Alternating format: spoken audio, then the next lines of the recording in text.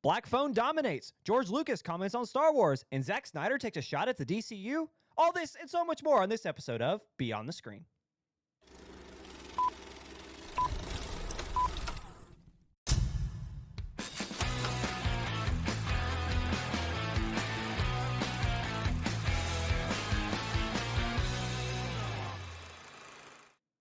Hello, everybody, and welcome to Beyond the Screen. I'm your host, Ryan, and with me, as always, is Jake Holtzclaw. Jake, how you doing, man? I'm doing all right. We are tricked out in my place of work's merch. Not sponsored. Not yet. Nor would they ever. There's no reason that they would ever sponsor. Not only do I... Before you ask, no, I am not the one who makes that decision. But you could be, though. You could ask that person. Yeah. And this episode is sponsored by... No, I'm just kidding. Well, what's crazy is it would be a third of my decision. See, we're already 33% there. Hey, what more can you need? What more can a guy need? A lot can happen with less than 33%. All I'm saying is if we are 1/3 of the way there, that means one person's mind needs to be changed. I'll take those odds. That's a 50-50 shot. I'll take those odds. Somebody's got to be into it. I bet for after having conversations about your work, I could guarantee I know which one would be the one that we could convince. I think I could call it. Yeah. The guy who used to jump dirt bikes. Yeah, that's exactly who I was thinking. That guy. For sure. Ryan, what'd you do this weekend? I went to a film festival down in like closer to the Tennessee line, and it was no, this not necessarily that, but close. Okay. No, it was a great experience. A friend of ours won Best Actress, so congratulations. We'll shout out Sierra on the show. She walked away with some gold and some medal. Definitely deserved it, and so we. Sierra, you know who you are, and if you don't know who Sierra is, figure it out. See, you don't know who you are. Yeah, if you don't understand. No. She's definitely on the come up, and so know the name, and whenever, I don't want to dox her here, but know the name whenever it happens. Anyway, went to the film festival, learned a lot. They had like a master class, which I was talking to you about before this, and he's a professional cinematographer who does like not only film, but he does like music videos and professional grade commercial shoots based out of Tennessee. And he was a really knowledgeable guy, very chill. So it was really nice being able to get that experience into like, it's terrifying going up to somebody who's like, they're like, they've been in the business and they know people. So it's like walking up to them to be like, I have a question for you. It's like terrifying, but like fanboying over someone. No, not fanboying, like shaking in my boots. Cause it's like, well, the anxiety kicks up because it's like, I want to be in your shoes in 25 years. And it's like, all these people. And it's like, I don't want to make the bad impression. It's like, I don't want to be the reason that like you have a bad experience here when you are so like knowledgeable about this stuff. And I genuinely am curious about something. So it is like, it's nerve wracking. Like, please answer my question. Something that my place of work has taught me is to like be humble. And, yes. If you're truly curious and seeking out help and asking questions, there's seldom moments where somebody will not reach out or help. Like it is a human trait to help. If somebody doesn't want to help you, they might not be human, and you should watch them closely. Woo woo woo. X-Files theme but plays like approach with humility, humble, and curiosity. Yeah, you'll be fine. And just be respectful, like respect where they are and like what they've been through and their knowledge. And all I could say is that like he definitely answered the question. Everything you're saying definitely rang true in this instance. But it's just, again, it's like nerve wracking. Like following that, we watched a screening of a film that won all these awards in 2005. I think it's called Loggerheads. I can't exactly. It's a type of turtle. It's like based like the metaphor for the film is sea turtles, and the director was there. So like his name's Tim Kirkman. And we got to talk to him and got to ask him questions. And so it was like, that was a whole other thing because it's like they did the whole like microphone, like who wants to ask questions? And they got to the very last one and I had one locked and loaded. And he asked, and he was like, anyone else? One more question. I was like, I gotta. So that was like, terrifying because they walk over with the mic and you get it, and this dude is sitting on this stage, and he's like, again, award-winning director who's like doing the thing. He's just done a short doc that is getting Oscar pushes, and he's at this film festival, and he's like, "What do you want to ask me?" And I'm like, "Oh."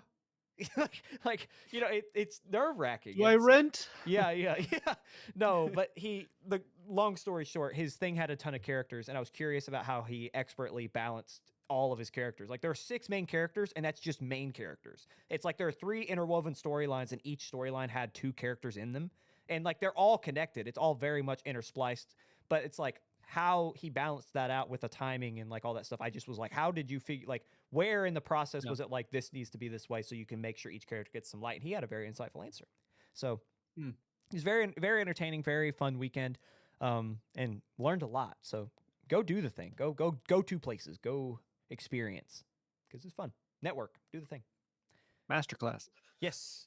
I never thought I'd like, not that I never thought I'd go to master classes, but it's like, it's one of those things where it's like, did you go to the master class?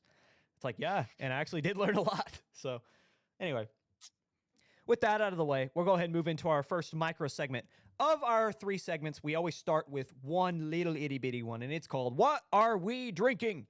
In which me, Jake, and Emily, who's behind the screen pushing buttons, we all discovered that we partake in some caffeinated beverage, and we like to talk about what that might be. So this week, we'll go over it again. Emily, come beyond the veil, make an appearance. Hello. And tell us, what are you drinking? Can you guys hear me okay? Oh, yes. Excellent. Right now I am drinking my hazelnut cookie black tea in my Rocky Mountain Estes Park mug that my mom got me for Christmas. It is fall time, so I have been drinking hazelnut cookie tea pretty consistently. So I do apologize for being so redundant. Passing on to Jake over there. Jake, what are you drinking tonight? L8 blackberry, not caffeinated, full of Sounds sugar. great. It's all right. It's warm. Ryan, what are you drinking? You're really putting us in a region there showing the Ale-8.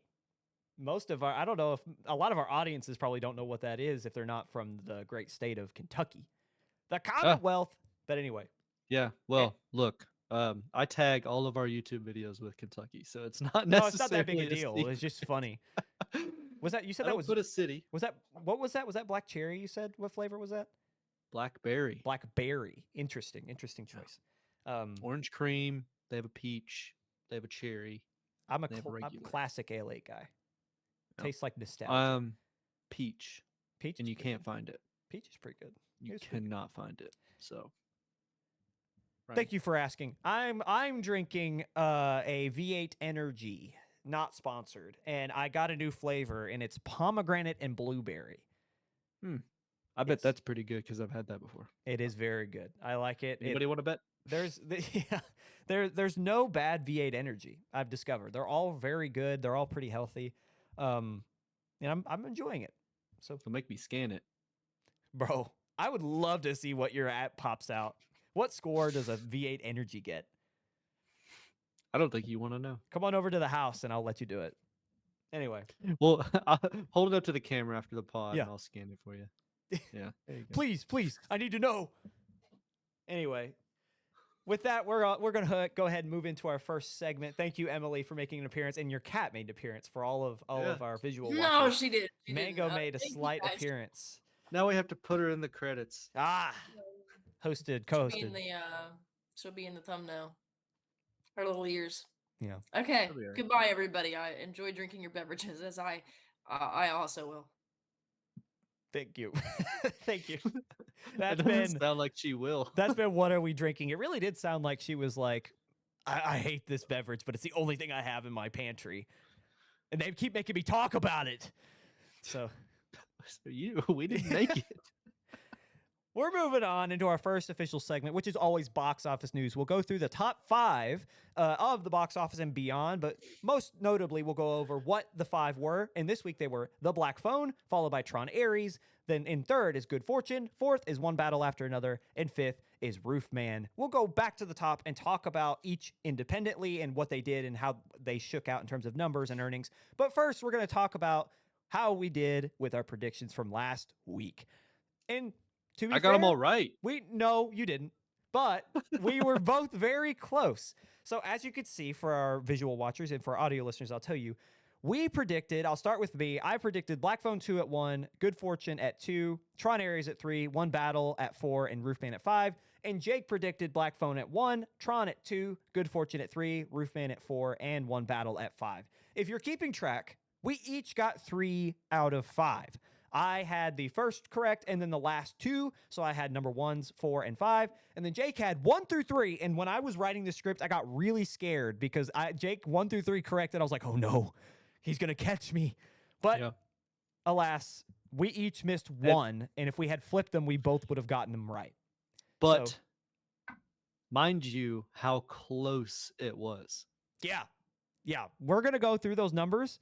Yeah. But you could not get closer in box office than how, Jake was that close to being absolutely correct and nailing it this week. Going back to the top, we'll start with The Black Phone 2. After a not-so-great year for Blumhouse and Universal, which they released Drop, The Woman in the Yard, and Megan 2.0, which, if you're keeping track, all those did not do well in any circumstance, whether it was critic or fan review or box office numbers. All 3 of those films did terrible. The production houses finally hit big on the year of 2025 with their sequel, The Black Phone 2. Earning $27.3 million in its domestic opening and over $41 million globally, the film has already earned back its production cost of $30 million. While the film has outpaced its original in its first weekend in terms of earning, it has tracked lower with audiences on the cinema score, earning a B while the original earned a B+, which you wouldn't think is a lot. In reality, it's not, because both still are above average for a horror film. It's kind of on pace for sequels to be a little less highly rated than their originals, but take that as you will. Blumhouse hopes The Black Phone 2 has some staying power as the horror production house looks forward to its much-anticipated release of Five Nights at Freddy's 2 later this year. So their hope is that this will stick around long enough to make some serious cash to make up for the last 3, because a lot of people are saying the sequel to Five Nights at Freddy's is going to absolutely hit. So still might be a productive year for Blumhouse and Universal. Finishing second is Tron Ares in its second weekend in theaters. The film earned $11.1 million at the domestic box office, raising its overall totals to $54.5 million domestically and $103.1 million worldwide. This is a 66% drop for a film that needed to make $300 million at least to break even in any circumstance following marketing.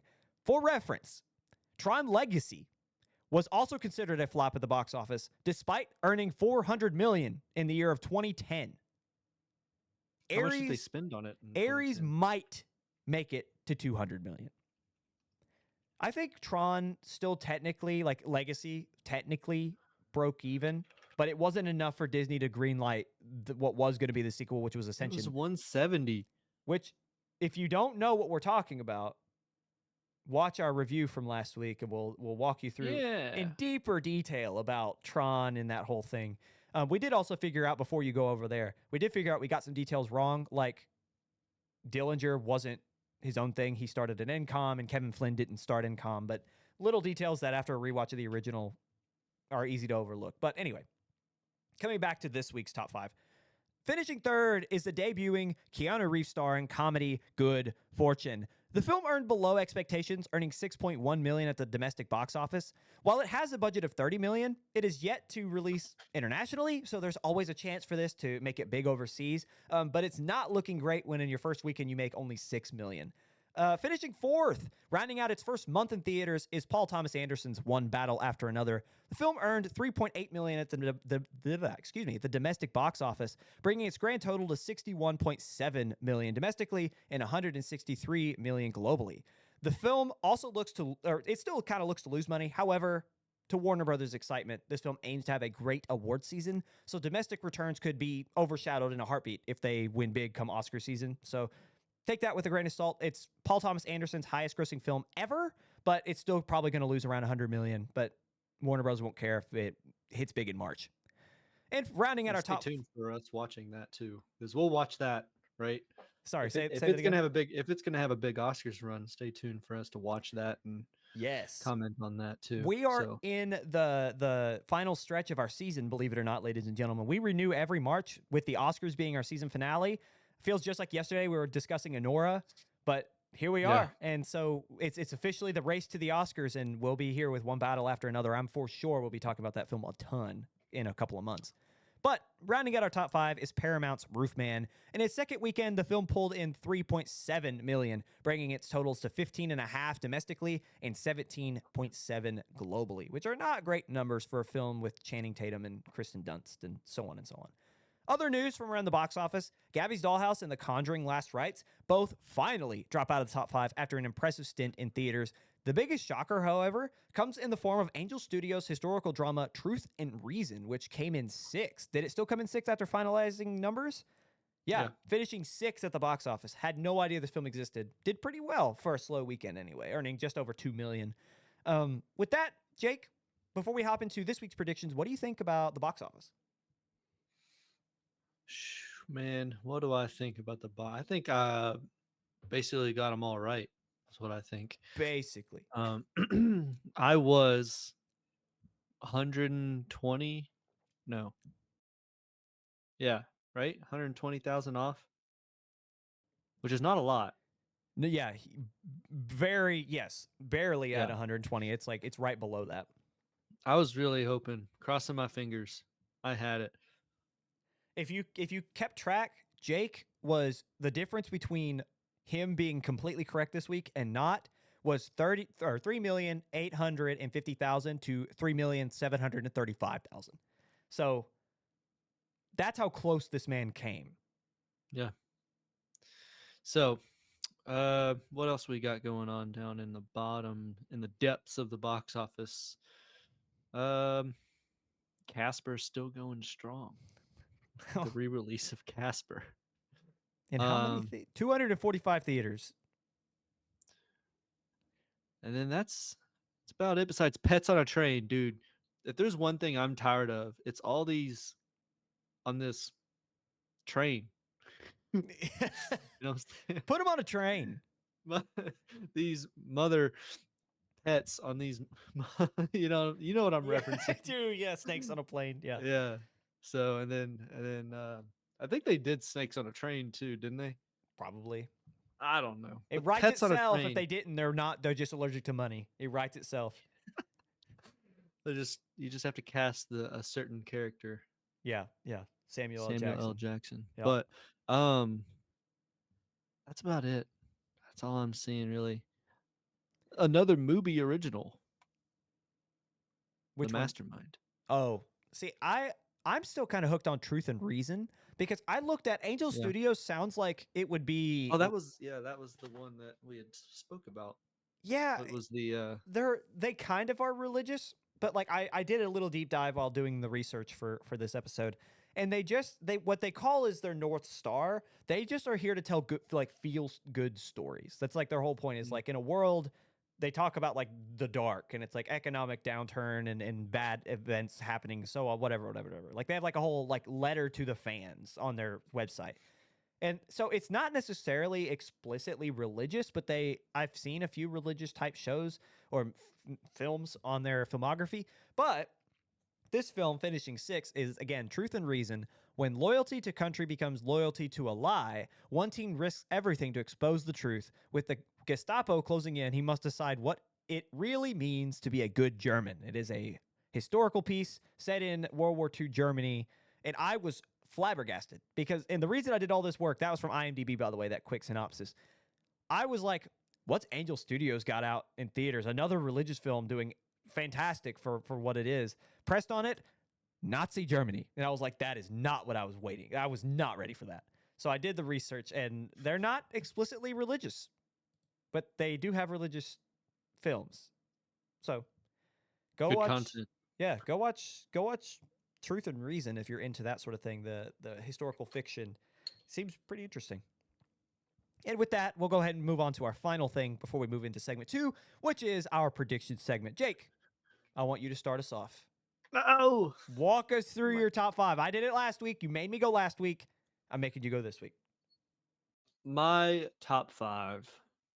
We have Bruce Springsteen.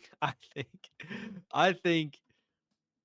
Pardon my my abrasiveness here. The old heads are gonna go watch Springsteen. Them old people gonna turn out. Yeah, I think they're gonna go watch Springsteen. It is labeled as limited. I have a feeling that Disney's not gonna be able to hold back. They're gonna. I mean, that's 2,000 plus theaters right there.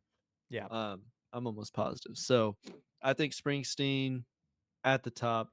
People need to know this story that they've alluded to in the trailer. Um, if they don't already know it, but also it's I mean, it's not going to be Queen. It's not going to be the biopic with Queen, but it's I don't know, Springsteen. Everybody likes Springsteen. Yeah. I've got Black Phone 2 at 2 just because it's still going to be riding off its high.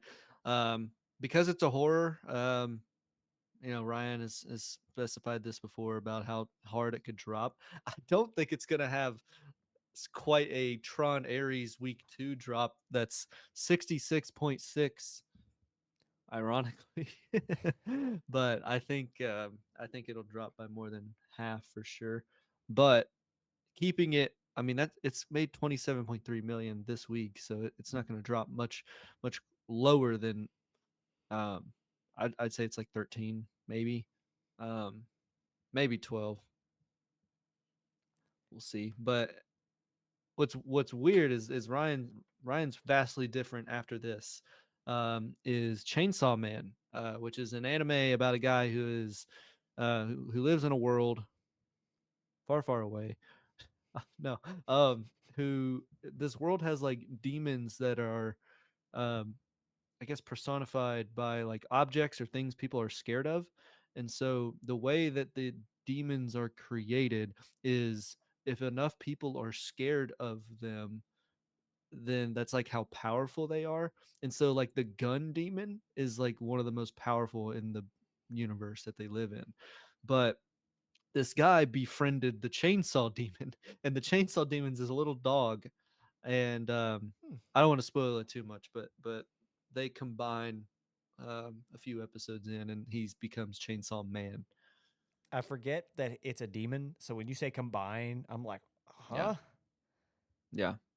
I It's been a while because it's been a while since the next season's going to come out. I think we're coming up on the new season coming out, which is why the movie's going to release. So I've kind of forgotten from when I first watched it, but I do know that's how he becomes Chainsaw Man. Is they are one Mm-hmm. now, um, and so he can now like summon the power of Chainsaw, and there are others who can summon. It's not necessarily summon. It's they have packs. You can have packs with a demon, and you can give up something to like gain their power. Like some people give up an eyeball or something for Yeah. I don't know. But there's also the bomb demon. Like everybody's like if like I said, enough people are scared of something, it becomes the more powerful. So like chainsaws, meh, but Mm. gun, yeah, people Interesting. are scared of. Yeah, so I've got that at 3. It's fairly popular. It's fairly mainstream. Um, I think it's set to be limited as well, but it's a Sony. It's a Sony anime. Well, I think Sony own Crunchyroll. I think that's probably why. Do they? I'm pretty sure Sony owns Crunchyroll, which is I got why. you. Let me look that up. Let me fact That check makes that. sense. And then I guess that is the shocker that I put it over Begonia, um, which is the crazed beekeeper played by is it Jesse? No, Plemons, yeah, Lemon. and Yeah, Begonia, yeah, and then Emma Stone, and then I've got Tron solidifying top 5. I think it'll drop. It's at 11 right now. I think it'll probably lose another 50 ish and put it at 5, which knocks out everything under it. Good Fortune will probably be at 6, but because we're adding Springsteen and Chainsaw Man and Begonia, I think Tron's at 5 is why. So that's my top 5: Springsteen, Black Phone 2, Chainsaw Man, Begonia, Tron. yeah. Final answer. I think that's a strong. And the thing is, my apprehensiveness to add Chainsaw Man is strictly because I don't know how. It says limited, but how limited, right? We've seen some of these. We've talked about how we would bet that they'd have a big release and then they don't, and then when we don't bet they have a big release, they do. So I'm kind of apprehensive. I know Jujutsu Kaisen had like, wasn't that the one that had a huge, There's massive? gonna be another one too. Yeah. That one was the big one. Was It's Infinity no, Castle. like there's one in like January. Yeah. It's coming. Isn't it Infinity Castle? Was that Jujutsu Kaisen? Was that the one that blew No, up that recently? was That was the one that was the didn't blow Demon up. Slayer. Demon Slayer's Demon the one. Slayer blew up. Yes. Jujutsu Kaisen didn't blow up because they didn't do it on the weekend. Yes, that's They only did it Thursday and Friday, or Wednesday, Thursday. Perfect example of what I'm saying is that like JJK didn't do anything when it could have, and then Demon Slayer blew up. Yeah. Demon Slayer Infinity Castle is what I'm thinking of. But They have another chance though. JJK they do. has a movie coming with the new. It's new. Like Yeah. there's new content. We will see. I just until I see, because the thing is, there's definitely an appetite here in the States for that. But until it starts being more regular to where you can bet on it more, I'm being apprehensive because this year specifically, it's either been major miss or big hit. And I'm not gonna bet. I know you're more of like an anime fan than I am, so you probably have a lot more confidence in this than I do. But I left them off the list for that reason. So my top 5 are as follows. Black Phone 2, I think it's going to hold on. I think it will probably have around 15 million because of word of mouth is okay. Like it's a B for a horror movie. If it's a B cinema score for a horror movie, an 80 on Rotten Tomatoes from fans, that's good. Like it's a horror film. You don't see that. So I'm going to say that because it's so highly rated for a horror film, I think it sticks around, especially in October. It is Halloween. People are going out to see scary movies. If this was in like July, I'd say you're probably right. But whereas October, it is the season for the spooky. I'm going to say that it holds on. Then I have Springsteen, which was your number 1. I do think that it's got enough. Biopics do well. They just do. Whether or not you like them, they always do fantastic. And the cast of characters that we have and the cast and crew that are behind the story, I think, are enough to pull people in. So I'm going to say, without going too deep into Springsteen, I think that one's going to do very well. Then at 3, I have Begonia. I don't know. This one's more of a hope for me. This week was one of the hard ones. I've kind of lost because there's not a lot coming out that you would be like, that's going to blow up. But there's a lot that could. There's a lot of maybes. So I'm going to say Begonia because I like Yorgos Lanthimos, and the trailers have hit me, and I think they're funny. So I want this one to be big, but that doesn't mean it will be. This is a want versus a probably what should. But I have Begonia at 3. I have Tron Ares at 4 and One Battle at 5. And the only reason is if Tron Ares, even if it drops another 50, it will be at where One Battle is right now. So I don't think One Battle will be at the 6 or 7 million now that it is, or next week that it is now. So I think we will see kind of that realm. If Chainsaw Man is at a massive release like it should be, it will definitely be top 3, no doubt. But I just can't, in good conscience, believe that is what it's going to be without seeing it for myself. So that's why sorry, go ahead. Sorry. Well, if Chainsaw Man is big, it's going to be close to Black Phone 2. I don't think it's going to crack 20 million. I think Springsteen will, which is why I've got it before Black Phone. I don't think Black Phone's cracking 20 again. Mm-hmm.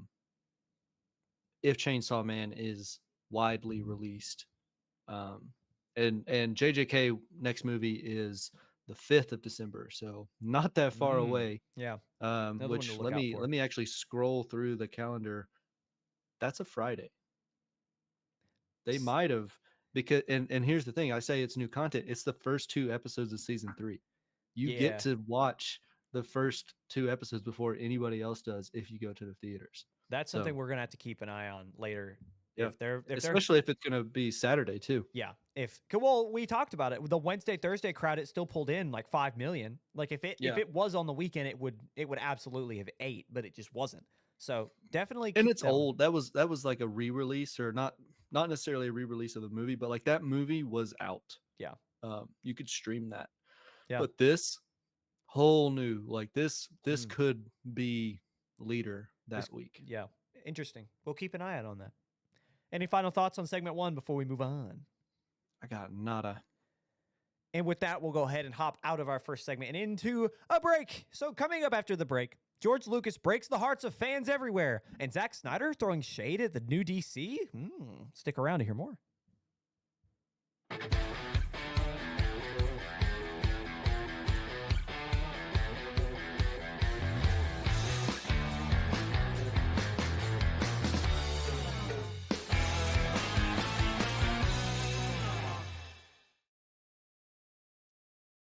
and welcome back to Beyond the Screen. You made it to segment 2, which is our major stories. We got 2 of them for you, and then when we move on to segment 3, we will have 4 new trailers for you, and then what you should know before you go. So, hopping straight into segment 2, major stories. George Lucas has reportedly moved past his reflex to manage the Star Wars franchise, which again, as I said in the lead-in to the break, breaks the hearts of fans everywhere because I guess there was an expectation that he might keep fighting for certain things, and now that's probably gone. In a recent profile piece with the Wall Street Journal, the masterful visionary behind the most recognizable franchise, of all time got candid about his time post-relinquishing control of Star Wars. Quote, Disney took it over and they gave it their vision. That's what happens. Of course I've moved past it. I've got a life. That, according to IGN. Lucas sold Star Wars to Disney in 2012 for $4 billion, a move that also saw internal production houses like Industrial Light and Magic and Skywalker Sound handed over along with the IP. While fans have moaned and groaned for admittedly good reasons since the creator's departure, Lucas has been busy with other ventures. Continuing his statement from before, Lucas explained, quote, I'm building a museum. A museum is harder than making movies, again, according to IGN. Lucas and his wife, Melody Hobson, are finalizing a 2026 opening of what's called the Lucas Museum of Narrative Art in LA. After more than 15 years of development and discussing with cities like San Francisco and Chicago, this quote-unquote temple is built to honor for what Lucas calls the orphaned artist, including the illustrators, cartoonists, and commercial artists whose work has historically been excluded from fine art institutions, and that's from Fandom Wire. This type of dedication to the what's called, again, orphan artist comes from his own experiences dating all the way back to his time trying to pitch the very idea of Star Wars to major houses. Lucas told the Wall Street Journal, quote, people can't understand what I'm talking about because they've never seen it before. This talking about way before even A New Hope back in the mid-1970s. That's why I had so many illustrators working for me. I relied on them to help people get the picture. Now, all these years later, Lucas has in many ways built a sanctuary to these artists, explicitly calling the Lucas Museum of Narrative Art not a Star Wars museum. Much of the 33 exhibit gallery will be supplied from Lucas's own personal collection, which dates all the way back 60 years or more. Going back to the IP, while Lucas seems committed to a life post-Star Wars, that doesn't mean that he doesn't have an opinion on the state of Disney's take on the franchise. As pointed out by IGN, Lucas discussed this very topic with The Hollywood Reporter just last year, seemingly saying that the House of Mouse might not have fully understood the world that they are creating for, stating, quote, I was the one who really knew what Star Wars was, who actually knew this world, because there's a lot to it. The Force, for example. Nobody understood the Force. When they started other ones after I sold the company, a lot of the ideas that were in the original sort of got lost. But that's the way it is. You got to give it up. You got to give it up. Looking briefly into his work done by a Disney-led franchise, we see a plethora of missed opportunities. Everything from how the sequel trilogy played out to films like Solo, A Star Wars Story, were lamented by fans. However, shows like Andor, The Mandalorian, Season 7 of The Clone Wars, and a few more were all massive hits. So there's some gold in what was it's considered a very poorly ran franchise up to this point. As Disney looks to right the ship, find a replacement for the reportedly stepping down Kathleen Kennedy, and overall gain the trust of their audience again, Lucas seems content on his life post-Star Wars, even if he gets to throw a subtle "I told you so" every now and again. So Jake, with everything we've seen from Star Wars and heard from Lucas himself, how do we feel about not only his words, but the state of the franchise? Well, I think everybody was holding out that there would be collaboration and um, hopes in which a George Lucas ran Star Wars movie was out there, and he just pulled one of those, like, I remember, was it Gosling that did this, where it was like everybody who thinks that my characters are cool are weirdos or something Yeah. like that.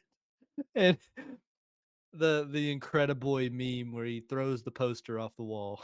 Like that's what a lot of Star Wars fans are doing right now, where they're just they throw it off. They have to find some other IP creator to idolize, and it's not J.K. Rowling. So Subtle shade. Wow. other well, I mean, other like massive movie series, and well, Harry Potter comes to mind. It's basically Harry Potter is Star Wars, but British wizards. Yeah. I've seen that and I love it. I've seen that's not an original take. That is definitely. Whoa! Controversial corner coming out of nowhere. Emily I disagrees think with you. I think somebody likes Harry Potter. That's okay. I don't. Back to the controversial corner. Wow, you got two of them in So, one episode. I look. Compare them. Trust. It's there. Um, but the state of Star Wars, there's some good things that have been teased, whether or not they actually are good. I don't know. Considering the Gosling movie that's coming out, that's got the isn't it the director that did Top Gun and Yes. F1? Yeah. So Yes. like or not, maybe not the director, but it was, or was it the director? Let me. I'm gonna But verify that, but I'm pretty sure. either way, those two movies being heavily, lack of a better word, cockpit based, No, it's right? Sean Levy, Sean Levy. Deadpool. I got you. So, but there's a DP or there's a cinematographer that worked on those two movies that I have high hopes for than that Gosling one. And then, I mean, I'm sure that Mandalorian and Grogu is going to be okay. I mean, cash grab, but still, there's going to be something there that people are going to latch onto. And they've had decent TV series. Like, I mean, Ahsoka was decent. Yeah. They've had Andor, which I thought won a bunch of awards. It did. Um, and so that's no slouch either. So like the Star Wars franchise, the whole deal, they got series down pat, Mm-hmm. and it for one of the movies, maybe Mandalorian, it's kind of looking up, but that's to be told, right? So it's better than I would argue that it was. Like he had said when nobody knew what the heck the Force was. When Mm-hmm. you start telling good stories and not like in new stories and not trying to tie them in to old and use old um I don't know ideas, I think they do a lot better in Yeah. terms of this IP, I guess. So like Andor, like obviously new story, completely new characters other than like they were in the movies, but in like the new movies, but um that and Rogue One. Like that's a new story. That's Mm. like you're telling the pre-story to the trilogy, but I don't know that I think Disney knows, or whomever was in charge for that one knew what they were doing. Yeah. I'm not gonna say Disney knew what they were doing. I don't think Disney ever knows what they're doing. Yeah. Um, I think Disney Star Wars is at its best whenever it's rewriting their sequel trilogy, which is unfortunate because the only things that have been successful are like The Mandalorian kind of retells things, but very subtly. yeah, Andor does a little bit of the same. Ahsoka does a little bit of the same. Their series are what saves them. And I think that yeah, the spin offs, now obviously Andor's reverse, but Andor again is connected to the Skywalker trilogy, and it's like it fits in an era that people love. So like, and on top of it, it is the best Disney Star Wars film. So, but they're at their best when they're either animated or they're series because they have more time to develop the story and they're not trying to fit it into a mold that George Lucas perfected.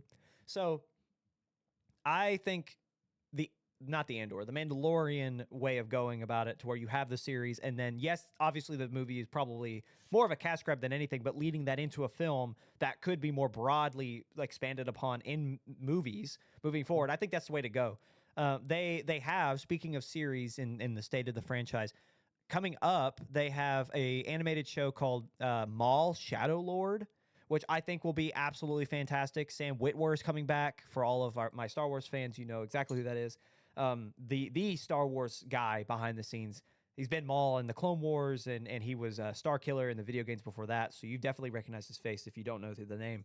Um, he will be back for the series, and that will expand. And I did not verify this, but I had been seeing something earlier today from a creator on Instagram that the theory is that he takes a Padawan, and that Padawan is it Darth Talon, is someone mhm, who originally was created by Lucas in Legends to be like the Darth Vader for Maul in the underworld. So Maul becomes yeah, in the original story that Lucas had taken or the route he was going to take it before he sold it. Maul takes over the underworld, which we see in sorry for spoilers, but we see in Solo. We see that Maul is a crime lord, and he takes control of like a big hunk of the underworld, and he takes a essentially a Padawan or like an apprentice, but she's more or less called like an assassin. And so Darth Talon becomes a big deal. And so if that is something that we lead into, it's not shocking that the things that will be successful are the things that George Lucas concept, right? Like that's like his ideas. I have one thing, and this is more of breaking news from before the show even began. We kind of got into it a little bit, but about 30 minutes before we started rolling, Culture Crave on Instagram released or posted about a Associated Press story. Adam Driver said that he was developing a Star Wars film post The Rise of Skywalker with director Steven Soderbergh, who is Ocean's 11, and he did Presence recently, but very acclaimed director. On a new Star Wars film, again, post The Rise of Skywalker, with what Driver described as, quote, one of the coolest effing scripts I had ever been a part of. Lucasfilm loved it. Everyone surrounding the film thought it was, or the script, I should say, thought it was a really cool concept. It was going to be called The Hunt for Ben Solo. But then Disney shot it down because they did not understand how he could have survived the events of The Rise of Skywalker. Me neither. I think if it's a good script and it could save what story they've told, I don't mind Rey coming back if it fixes the problems of the trilogy. I like retelling some of these stories through the series. If The Hunt for Ben Solo would have found a way to not retcon, but to make the story more palatable. Somehow he came back. That was the whole joke the about same the Palpatine, people right? that will allow Palpatine to come back, a character that probably should never have been a thing to begin with Right. in the sequel series, are the same people that are about to reboot the entirety of the MCU and bring back characters like Tony Stark and Captain America, are too afraid to find a way to make the one of the maybe 3 or 4 actors that people loved in the sequel trilogy, they won't allow him to have more screen time. That just seems so backwards to me. And I get the critique on it and I get the reservation for it. But it just feels like when they have a layup, they choose not to take it. And it's like, why? If it's a good script and it fixes problems, why not do it? I don't know. It feels more Which is why I say I don't think Disney knows what they're doing. They're not. It feels like we talked about this with Tron last week. They Disney-fied it. And so it feels cookie cutter for every story they tell nowadays. And they're not like, I feel like they planned with the MCU and then they were like, we don't have to do that anymore because people will show up anyway. And now it affects everything. It's like a virus. Well, now it does affect them because Marvel movies have been over budgeted and notoriously flopping. Yeah, because now there's a problem. Yeah. Well, the reason they're in this problem is because of the prior. But I don't know. I have a lot of hard feelings about this because I feel it's just so unfortunate. Because it's like, what would we have gotten if Lucas had held on? Obviously, the guy was almost 70 when he sold LucasArts and the whole of Star Wars. He made $4 billion. He's opening a museum and he's calling it a day, right? Like he's in his early 80s now. So it's like, good for him. 50 years of this franchise. The guy is absolutely like a legend. It goes without being said. However, it really does make you wonder because like, have you seen the concepts for what Lucas was looking to do had he not sold it? Like what he was dreaming up for a sequel series? I've got no idea. Look that up. You're not going to tell me? No, it's way too much. We'll be here for another hour seriously. We'll be here for another hour if I start going down that rabbit hole. But with that, we're going to go ahead and move on to our second story, but dig into what was going to be because it really makes you like feel like you missed out. Anyway, yeah. With that, we'll go ahead and move on to our second story in our major news segment. Zack Snyder shares an image of Henry Cavill's Superman and seemingly takes a shot at DC Studios. Since the inception of James Gunn's new look DCU, there has been what you could call a civil war amongst fans of the beloved characters. I don't think a lot of people are shocked by this or that this is new news to them, but we're going to give it a little bit of a rundown. To mark a long story short, the seemingly endless battle throughout the fandom can be summed up in just a few phrases. Snyder versus Gunn, Cavill versus Corn Sweat. In other words, one's preference between the now dead DCEU and the just birthed DCU. Fans of Zack Snyder's vision of the likes of Superman, Batman, Wonder Woman, etc. have fought tooth and nail for their returns since his stepping down from DC in 2017, fighting so hard as to get the Snyder Cut of his Justice League in 2021, the famously known online Snyder Cut. Even after this victory, the war for the Snyderverse's reinstatement only gained a new enemy once James Gunn took control of what is now being called, as you probably know, the DCU. Stoking the flames of an already burning inferno, whether intentional or not, as we will discuss, Snyder posted on Instagram this past week a behind-the-scenes image of former Man of Steel actor Henry Cavill with the caption, "Henry Cavill is Superman." While the caption will go on to describe more from the behind the scenes of the making of Batman vs. Superman, the fuse had been lit as for fans from both sides of the aisle only saw the first line of text. They only saw Henry Cavill as Superman and the internet blew up. As pointed out by the media outlet MovieWeb, the post gained over 500 million likes and was shared all over the internet by fans of all kinds. While many have taken this as a rallying call for Snyder, to his fans for what is, again, he's saying, hey, we want to be reinstated. We want to be back. Some have also pointed out that Snyder has been posting behind the scenes imagery for all of his films since he's been on Instagram. The timing of this post, however, could not be more decisive, seemingly anyway, as not only was this made in Snyder's third week since joining the social media app, he joined Instagram, and then 3 weeks later, he's like, Henry Cavill Superman. But it also comes right after the backlash of Peacemaker Season 2. Which, again, is kind of crazy timing. Could be coincidental, but again, not only this, but this wouldn't be the first time Snyder seemingly attempted to rally fans. While the original call for the Snyder Cut of the Justice League was due in part to what many felt like was an incomplete work after Joss Whedon took over the original production due to Snyder taking a leave of absence following he had a personal reason. He left the set of the Justice League.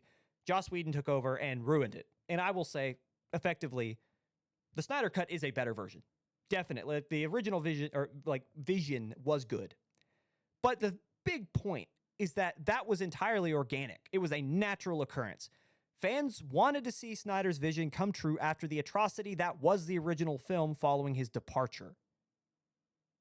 However, Snyder, following Justice League and his Snyder Cut, would go on to make the Rebel Moon franchise at Netflix, which was a Star Wars pitch that didn't go through, and then Netflix was like, we'll give you as much money and as much creative freedom to make this, do it. Because at the time, he was still riding the highs of the Snyder Cut with DC, right?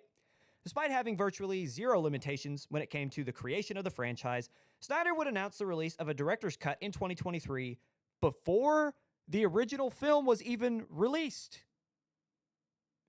Leaving The Hollywood Reporter to ask in August of that year, quote, if Snyder wanted Rebel Moon to be longer, and given he already had the creative freedom to shoot the additional footage and the budget to finish it with visual effects, why not just release the version on the streaming service instead and then stand by it? Again, by The Hollywood Reporter. Some would argue that this was Snyder trying to capture lightning in a bottle twice, in an attempt to foster the same environment for what happened with his Justice League film. It is important to point out, however, that Snyder has a history of, quote, reworking his films. The same article by The Hollywood Reporter points out, quote, Snyder has created directors or extended versions of 2017's Justice League, 2016's Batman vs. Superman, Dawn of Justice, 2004's Dawn of the Dead, 2011's Sucker Punch, and 2009's Watchmen. So he's done this a lot. Jake, in many ways, this post to me feels provocative. Like, I'll lead with that. I feel like it is kind of provocative. I feel like the timing is weird, especially coming from a guy who has a history of being very polarizing to fans. What do we think Snyder's goal is when he makes a post like that, if there is any? Is it to be provocative? Or is it just to celebrate a point in time in his career? I think we know his stance on who he thinks is Superman. Like, I think that was just like I'm looking for a reason to get a lot of attention, and I know how to do it. And Yeah. then, like you said, I guess I am on the provocative side. Like, I know exactly what will make everybody freak out, and it is just posting some behind the scenes um, photos and saying that he Henry Cavill is Superman. Um, Maybe it was just in his drafts and he forgot to delete it and he Yeah. accidentally posted it. I don't know. I just, again, the timing. And the thing is, this led a lot of people, especially those who are fans of Snyder and his DCEU, to say, oh, what does this mean? Is this deeper? Does that mean Henry Cavill's coming back? And like, I also read, I think it's called Cosmic Book. It's a website that made, like, they had like an article about it. And they are very pro Snyder. They don't outright say it, but they had another article that was like, James Gunn's DC is floundering. It's not making any money. People hate Peacemaker. He's going to get fired if it's bought out. Like, they're saying all these things, and their sources are, and I quote, insiders.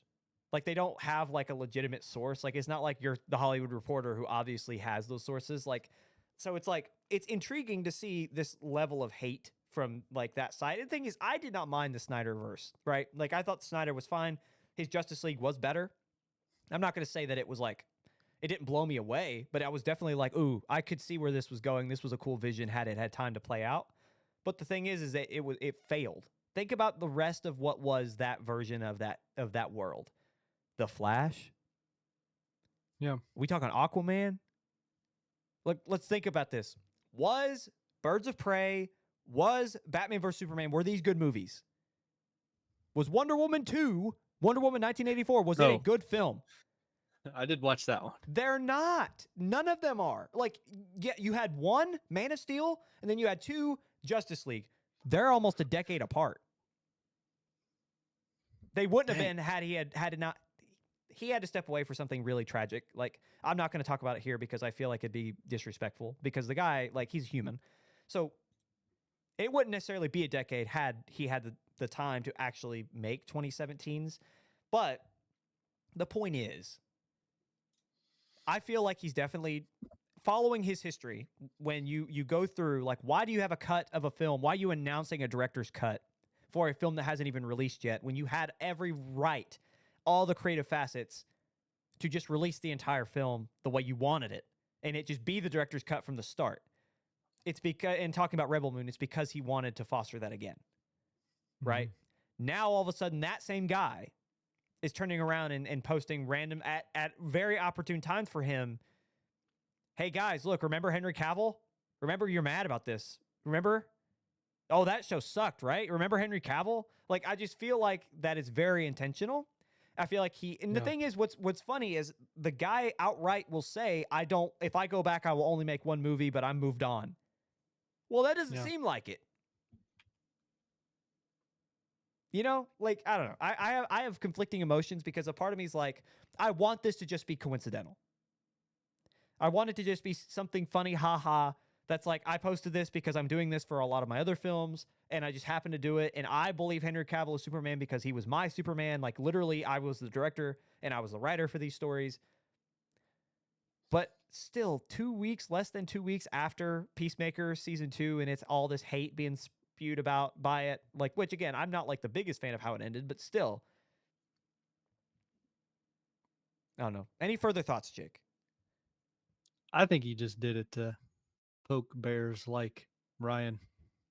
I'm not mad about it. I'm just like, it is just. Or I think the draft thing is plausible.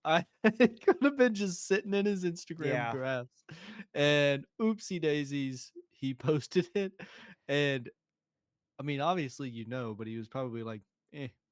I would tell you my honest, because Zack Snyder, I feel like he is trying to be provocative. I feel like he is trying to, he's still trying to, like, he loves to do that with fan bases. But what I will say, where I get frustrated is, like, again, when you read, like, again, Cosmic Book or whatever that site was called, they have a link to an article where it talks about how Superman flopped and how, even though it's a $600 million movie, it's suffering losses left and right. And, oh, it didn't beat Jurassic Park, so it must be and I'm just like, it's a good movie.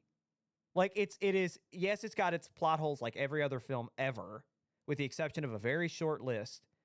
But it's fine. Like it's a fun, different take on the Superman that we know, right? But because you are mad that your version, which wasn't great, is it still there, right? Like I just like it's like, why do you have so much hate?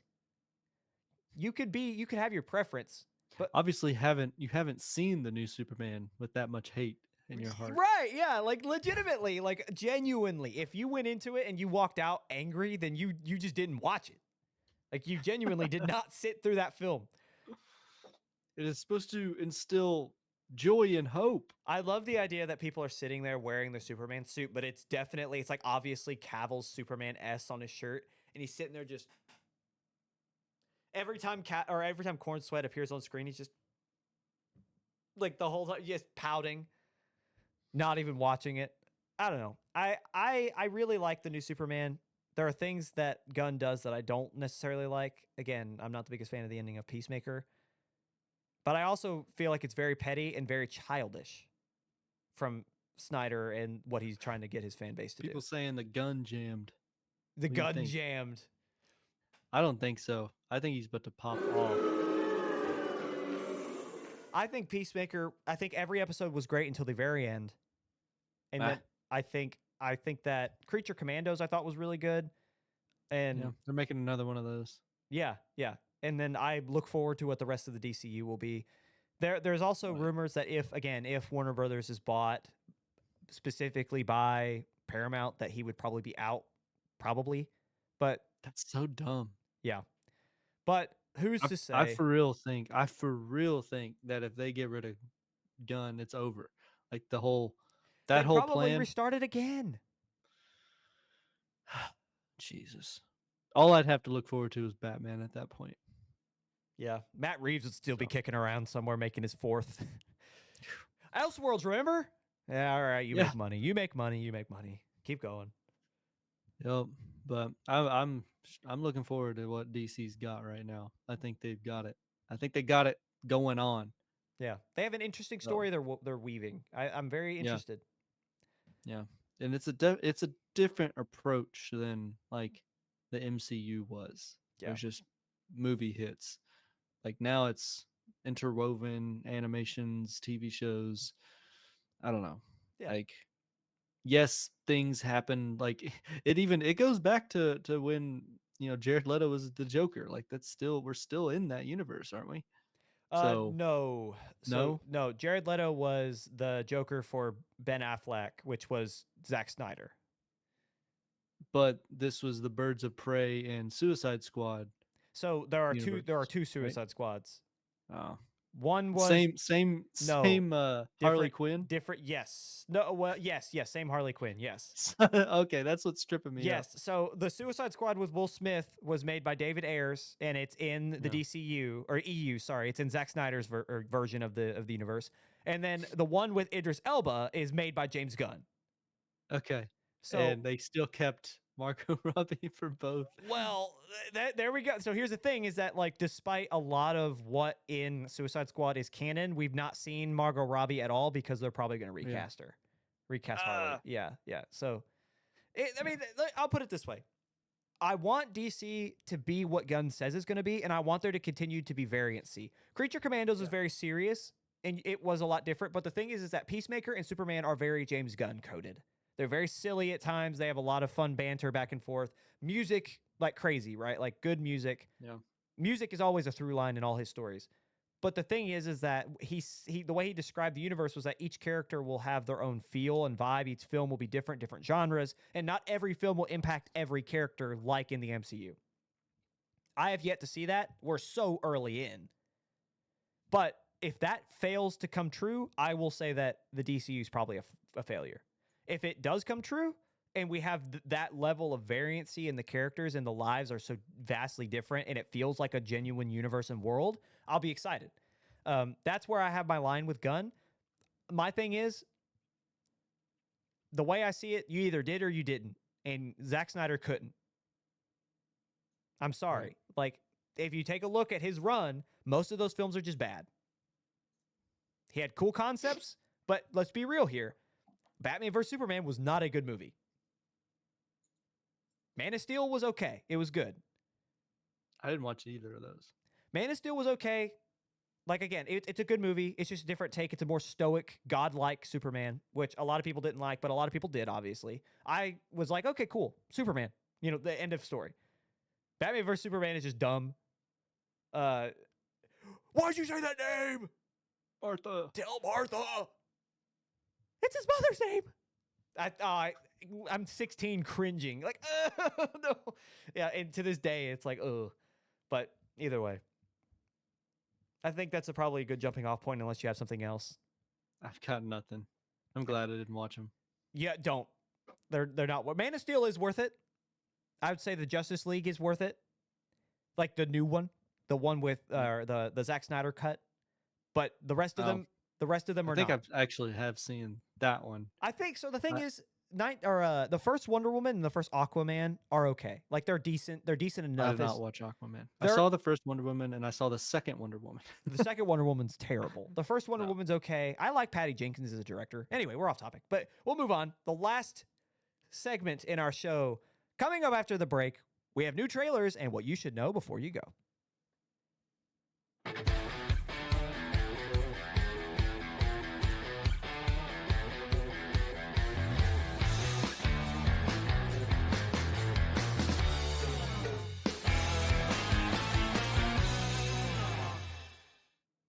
Hello, everybody, and welcome to segment 3 of Beyond the Screen, which is, as always, as I said before, our trailers and our quick hits, what you should know before you go. Before we hop deep into our third segment, I always give thanks. I always say thank you guys for being here. Thank you guys for listening. We've stumbled and bumbled our way through this episode. It's been a long last couple of weeks, so thank you so much for being here, for allowing us to do this, and just have fun, just speak our minds. We would love, more than anything, to talk to you guys. So as always, leave comments down below. Let us know what you think. Comment on our stories. Comment on our socials. Comment on our videos and our Spotify. Like, do whatever it takes. Get our attention, because I promise you'll get it. We would love to have conversation with you guys and to watch films. If you liked the trailer, if you liked the review episode, let us know, because it's pretty fun to talk movies and to go watch.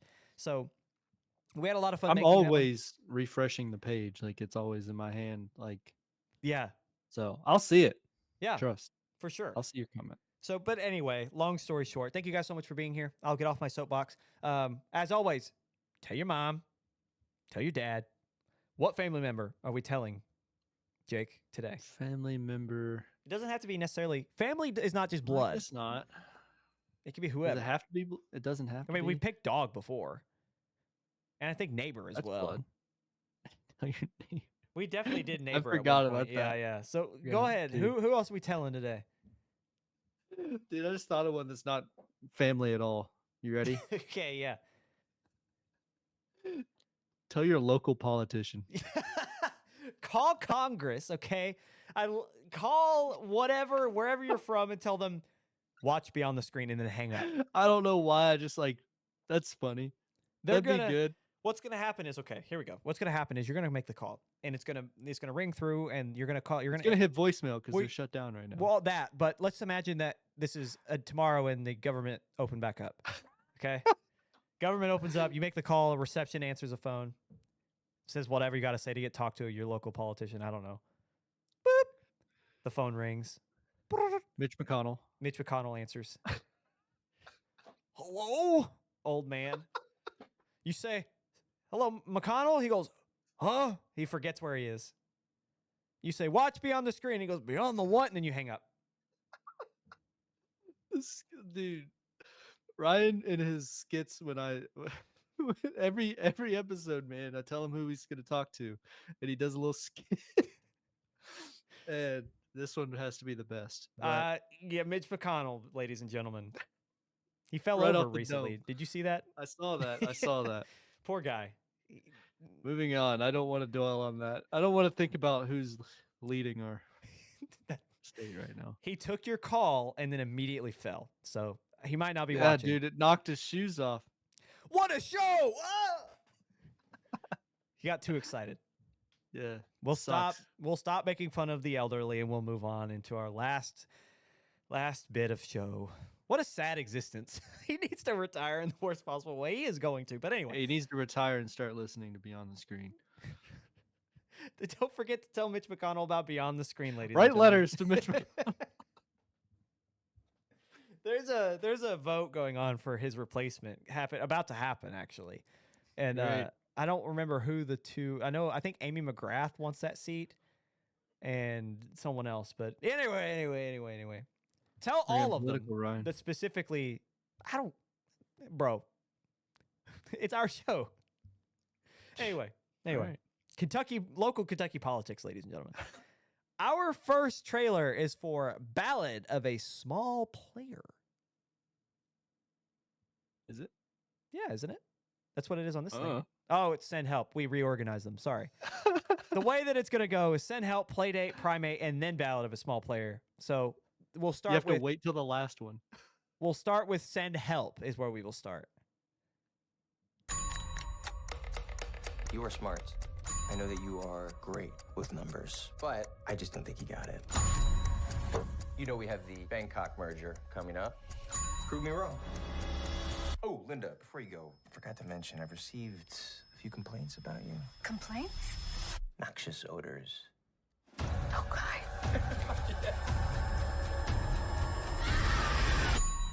Take your seats, you're a little bitch.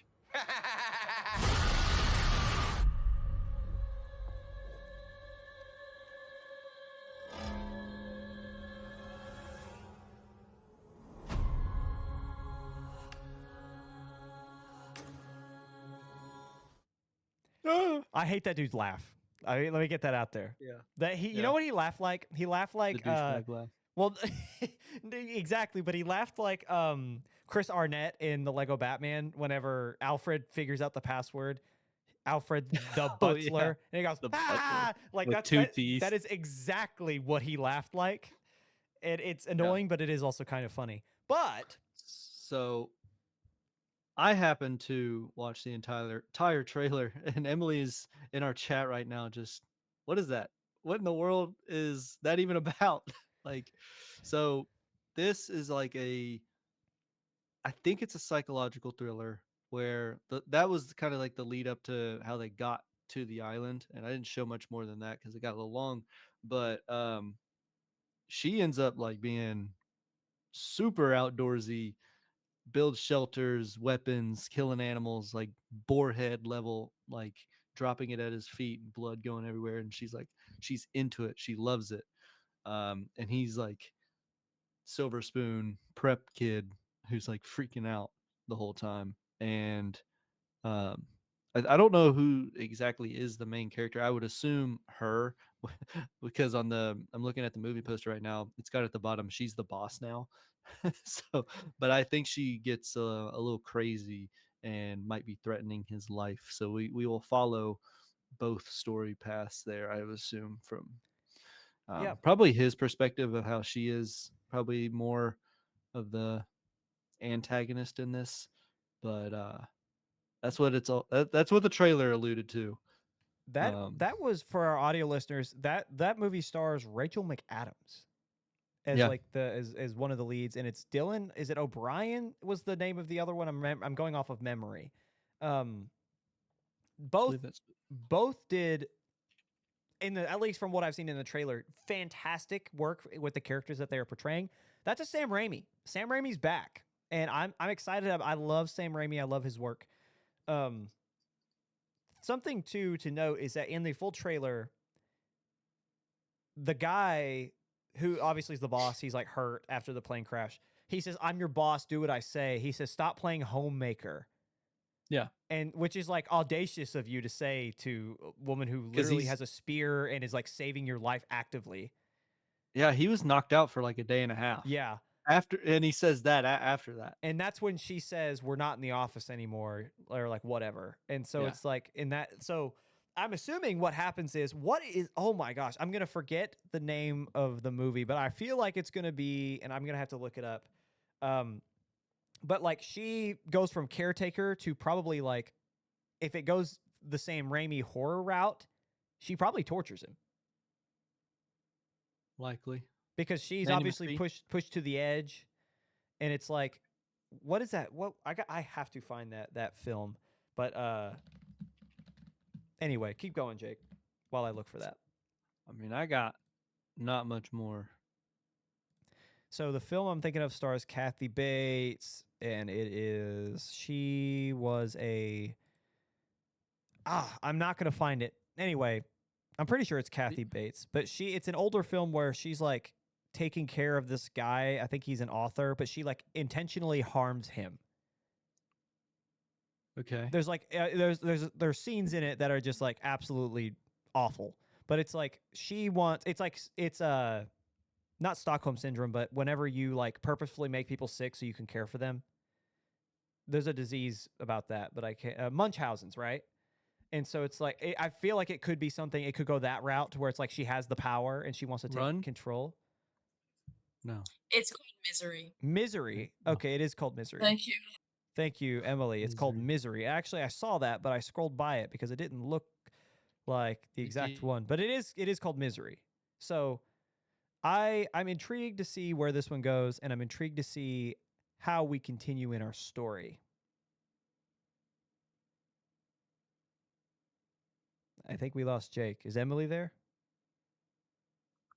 I'm here. Would you like to continue on with the trailers? Yes. I was worried that it was me that had frozen, but okay. So yes, we will continue on with our trailers, and we will bring Jake back whenever he is available.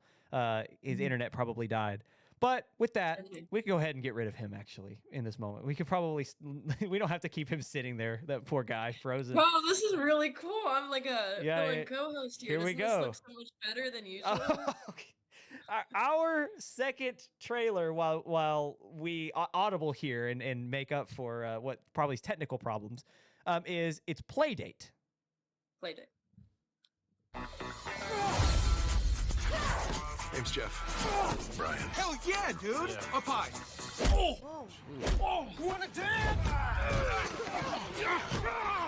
You guys go on ahead while I put him out real quick. Dad's never taken you for pizza? Jeff's not my dad. He just took me. Let's go. Hey, stop! Who the hell are you? Who's that guy? Guy who wants to kill you. Who are they? They want to kill you too. Why? Because they think you know. And just let me do my thing. This is the rhythm of the Oh, we have a Jake back. So it was nice filling in while I still could. You guys have a lovely evening, and I'll be backstage here enjoying the trailers with you all. Emily, ladies and gentlemen, Emily did. So before we continue, because we did just watch the trailer for Playdate, Jake, what happened, my man? I guess my internet went out. I didn't do anything. I was about to change it to Wi-Fi, and then I was about to hook up my phone, and then it just came back. Yeah, there was an awkward pause, and I was like, "Emily, are you there?" And then I Emily lost popped up. visuals. Yeah, I had no cameras. Well, Jake is back, ladies and gentlemen. We're gonna call it live and keep going because we that's what we do here on Beyond the Screen. Yeah. So Playdate. This was live the whole time. This was planned. Playdate. So it seems I for one do enjoy some Kevin James. I feel like his style of humor has kind of, I don't know if with age he just stopped making things because you don't see him as much, but there was like a strong presence of him in like the early 2000s to like 2018 even. Like Him and Adam Sandler. Yeah, and then it's like Adam Sandler like pivoted, like Uncut Gems, and then like obviously like the films with Jennifer Aniston. I can't remember their names, but on Netflix, right? Happy Gilmore too. But it's like you don't really see Kevin James all that much anymore. And so Well, this is literally The Rock and Kevin Hart. Yeah, right. Yeah, it's what it kind of feels like. Same trope. Same trope. Alan Richardson, he is our guy. As soon as for whatever reason, that man only is in Prime. Like he's always on. Like he's Jack Reacher, isn't he? Yeah, that's a Prime original. Like I don't know the last time, and maybe I'm just. My parents loved that one too. Yeah, Richardson. Sorry, but yeah, it just seems like another like family spoof. I'm for one am happy that films like this are still being made.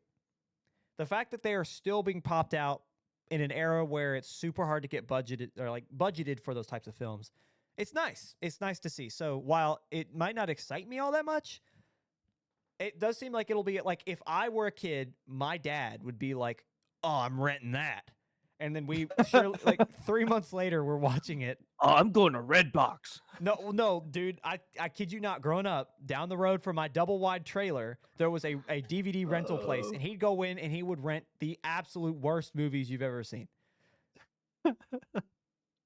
But yeah, he would totally be like, "When's that go on DVD?"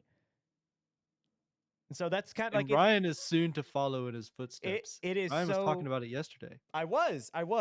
The film, going back to this trailer, it feels nostalgic, but on your point, I've kind of fallen into the recent popular train of thought of like getting physical media. And I think I want to start doing that because I don't want to lose if things start getting like I don't know, like bought out. Right now we're talking a lot about buying things, like people buying things.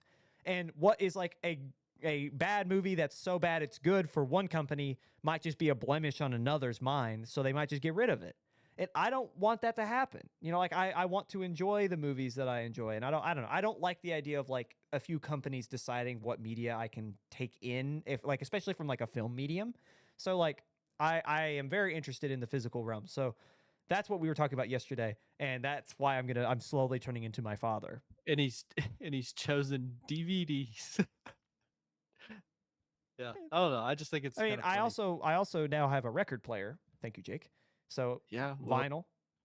I'm into Laserdisc, I 3D print everything. 8-track. Yeah, cassette tapes. I got a Walkman recently. No. 8 tracks. Just 8 tracks. There's a difference. Yeah, me and my Walkman. Yeah. Still cassettes, but Anyway, I'm talking about cassettes strictly. You're talking about 8-track. We're on two different trains of thought. it's better. It's better. God bless. Anyway, our third trailer is what Jake called stupid before we recorded. I want to put that out there. Jake said that was the dumbest thing I've ever seen. I'm calling him out.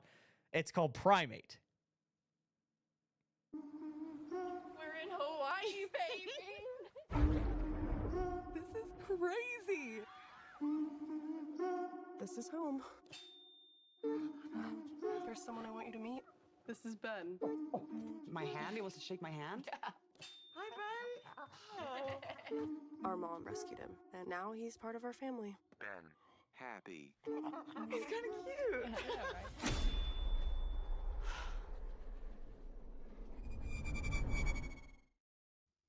Scary.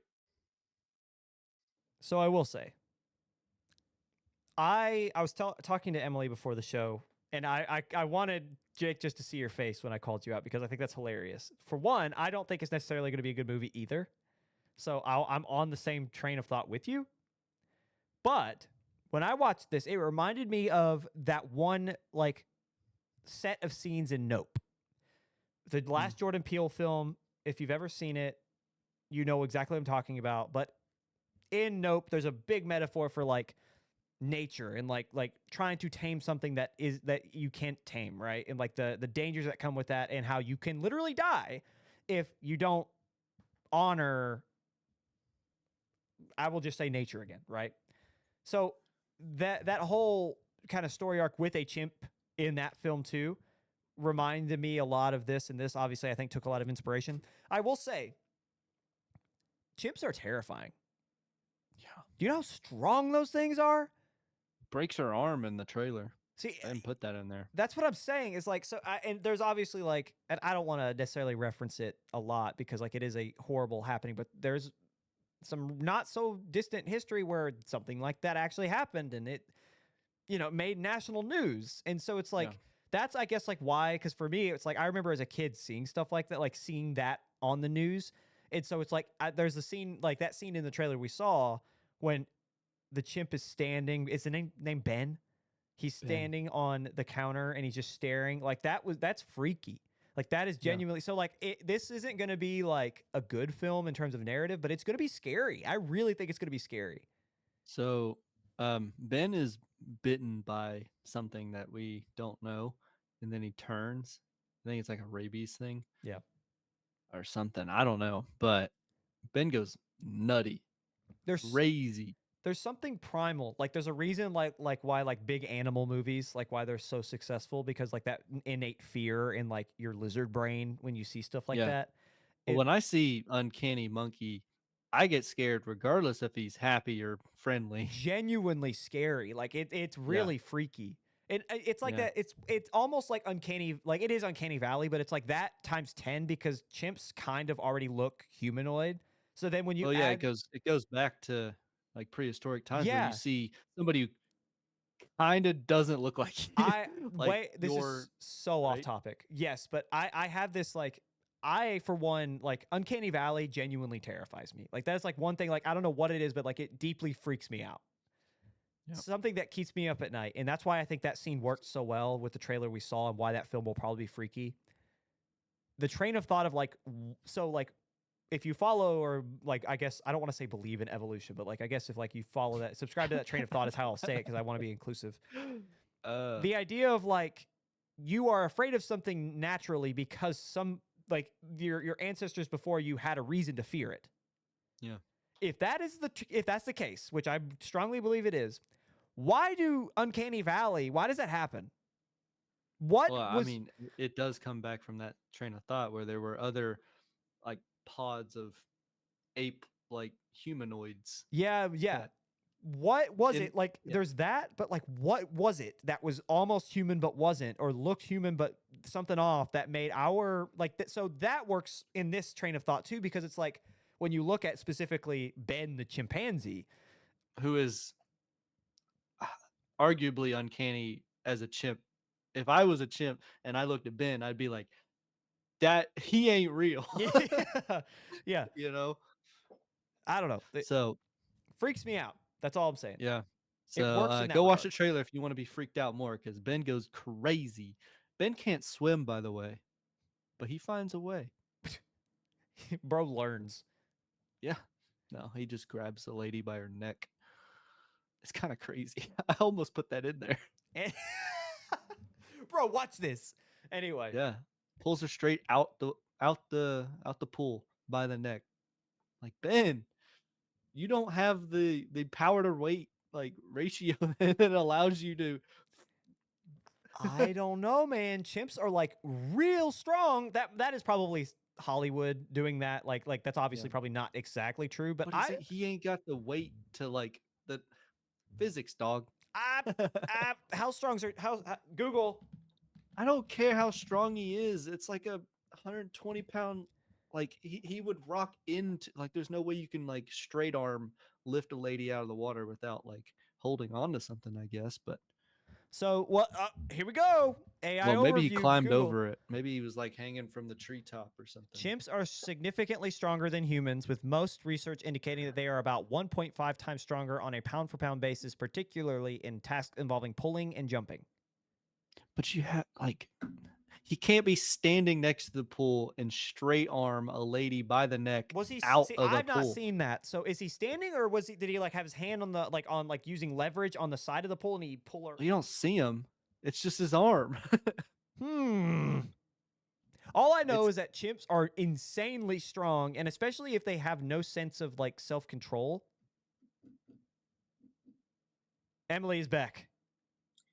Yes, I have come to join the chimp discussion. AI overview says that in a one-handed pool test, like pooling, one example said that they can pull over 1,200 pounds in a specific test, and a 165-pound male chimp pulled about 850 pounds of force, which is nearly 4 times what an average human could do.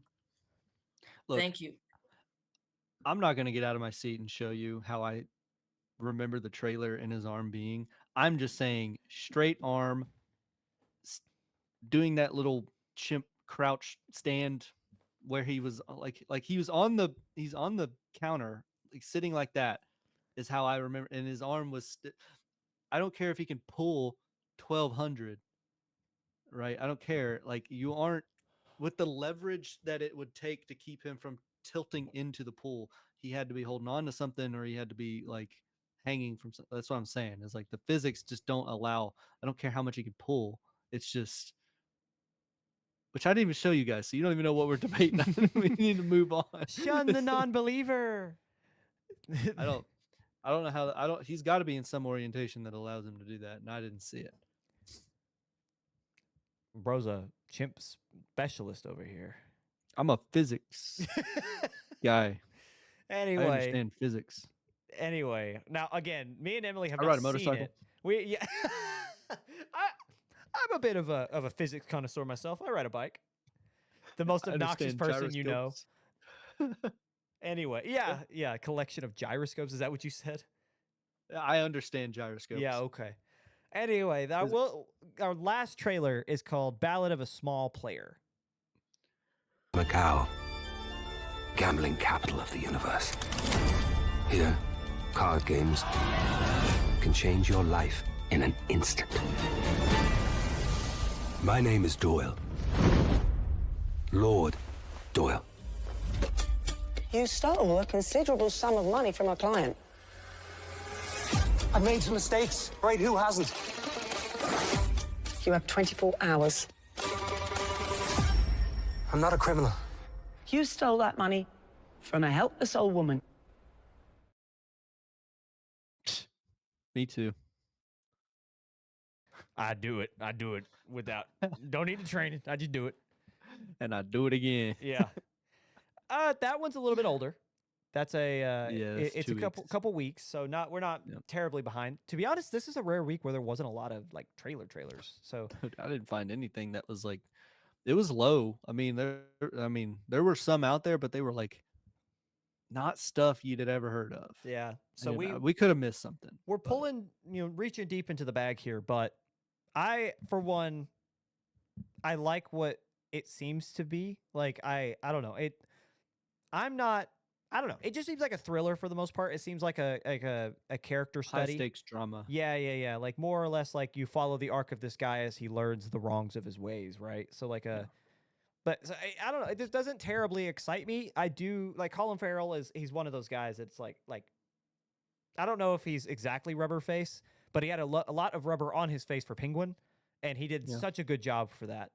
So it's Which is getting another season, isn't it? yeah, I think it won a ton of Emmys. So it's like he's gonna kill it, and that looked like Tilda Swinton. Was that who that was standing Yeah, I across from him? believe so. That looked so obviously another world Representative of the old lady. Yeah, another world class actress. So it's like I can see this being something that a lot of people like, but for me personally, it just isn't necessarily. It doesn't tickle my fancy. I mean, so very for real. It looks okay, and I might enjoy it, but it's not one like after the fun discussion we just had, I honestly want to watch Primate just to see what it's about. You'll be going alone.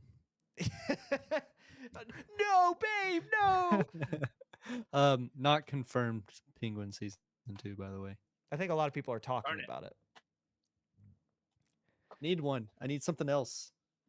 Anyway, I don't. When Ballad of a Small Player comes out, depending on what else is in there, it will have a hard time in the top 5 on its second week, I think. Yeah, I can agree with that. I don't foresee it doing too hot. It's got to have some kind of crazy pull. Something's got to happen. I don't see it happening. I mean, it's a Netflix. The thing is that it applies differently to streamers, right? Like, whereas the rest of them will probably hit theaters and some. I think Playdate will probably be just straight to Amazon. But it's like Playdate and Ballad will have a much different ratio in terms of like what is success. Whereas Primate and Send Help will more than likely be theater, have a full box office run. So Ballad will probably be successful still. Playdate will probably be successful still because there's still, believe it or not, and I say that more sarcastically because I know this to be very true, there's still a large following for Kevin James. So I don't think any of these films will necessarily flop. If anything, if I had to predict, I just don't think Sam Raimi does that well at the box office. Other than he did Spider-Man, Tobey Maguire, right? Mm-hmm. And he has a bunch of cult classics. But they're cult classics, right? Like they're not necessarily ones that did extremely well at the box office. Now that is me going off of memory, and I know that there's a bunch more examples of when he probably was more successful. So I would imagine that Send Help would probably be. You know what it kind of reminds me of very loosely?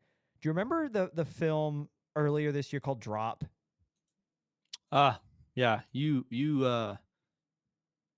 how do I say it? We're very critical. I was not. I just thought the way that the trailer was edited was really not doing that film justice. Yeah. And so what I mean is, because I was not necessarily, again, and it was just the trailer. I don't think the film, like, I've not seen it, but the way that Send Help makes me feel is very similar to Drop. It just, in the vibes that it's giving, and the thing is, Drop didn't do that well. So I do think the Send Help looks better. I think the trailer is cut phenomenally, and I'm excited to see what that will entail. But I think Primate is one of those that's so bad it's good type. I feel like that one could have a decent following, but I don't think any of these are home run hitters. Maybe not.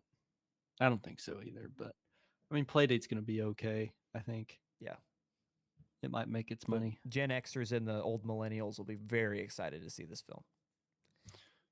Yeah. Anyway, what you should know before you go is how we will round out our happy episode of Beyond the Screen. We've done a lot of shade throwing today, Jake, especially to Very negative today. the older generations. We will I'm end very out angry with some happier notes here with what you should know. Starting off with NBC, as Peacock and Apple TV will now come in a bundled package starting now.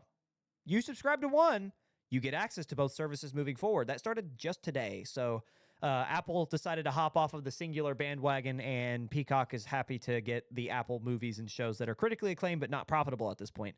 So we'll see how that bundle works out. Warner Brothers and Parasite creators CJENM to bring new original K-drama content and a classic back catalog to HBO Max. The Sean Austin-led SAG-Aftra announced a vertical agreement. This is for actors who take place in microdrama, or what is called a microdrama, with a budget of under $300,000 that's aimed for a release on social platforms. I've not seen these. I know, like, I've heard the concept thrown around a lot, but I think they're ahead of the game a little bit on that, which is cool to see. But anyway, producer Eric Feig launches Arena SKN Studios, a production house for films, TV shows, and live events, and it has $1 billion backing from Saudi Arabia and Japan. According to rumor, the live-action Moana adaptation will be a shot-for-shot remake of the original. Netflix just teamed with Spotify to bring the podcast platform's video shows to the streamer. Hey, catch us on Netflix. Yeah. And Jim Carrey, lastly, is in talks to star in a The Jetsons adaptation in the year of our Lord, be written in diamonds, 2025 and 2026. In the big 2-5, guys. Yeah. Jim Carrey is coming out of retirement for the third time. Jetsons. For the Jetsons. Who's he playing? Probably the dad. So okay, I want to take inventory. Yeah, the dog. Who here knows what the Jetsons are? Okay, I do too. Emily, do you know what the Jetsons are?